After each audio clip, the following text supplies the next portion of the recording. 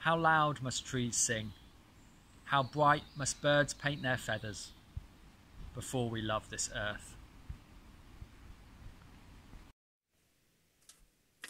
My daughter is 9 weeks old. We are at my parents' for the weekend. I take her for a short walk in the morning. I've been trying to work out what I mean by the spirit of the place, and decide research, reading and thinking is not useful anymore. I will walk and sit and see and feel. We walk to the field I've been to so often through my childhood. My next door neighbour Jonathan used to take me here to sit at a corner of the hedgerows and learn to look and listen and contemplate. We wrote our thoughts in red exercise books.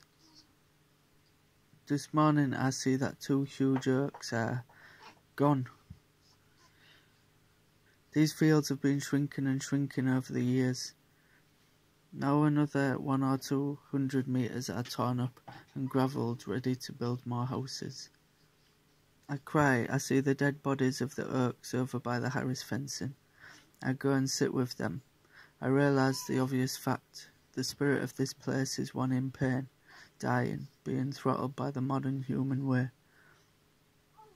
I carry back a section of a limb on my shoulder. I will carve a funeral figure. Kezzy hasn't said her first word or learned to walk, but today for the first time she's sprinkled with the bark of a dead friend. We had visited these trees 3 or 4 times already in her first weeks. The collection's really come out of a friendship.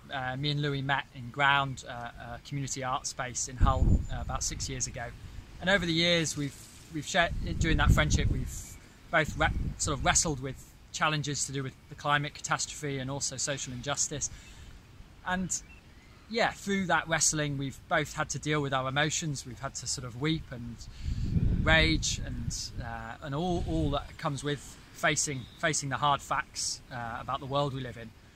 And for both of us, we've used poetry along the way to help ourselves process what we're facing, and to find creative ways to try and bring about something more beautiful and to bring about some change. So the collection's really come out of those poems, and about a year or so ago Louis suggested that he might want to begin illustrating some of those poems, and and that's where the idea of the collection came from.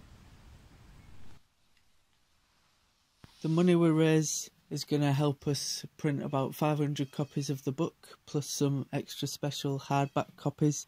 And it's also going to pay us a bit for the work we've put in, and hopefully enable a broader project of community work that you can read more about on our website and the crowdfunder page, and stay in touch if you're interested.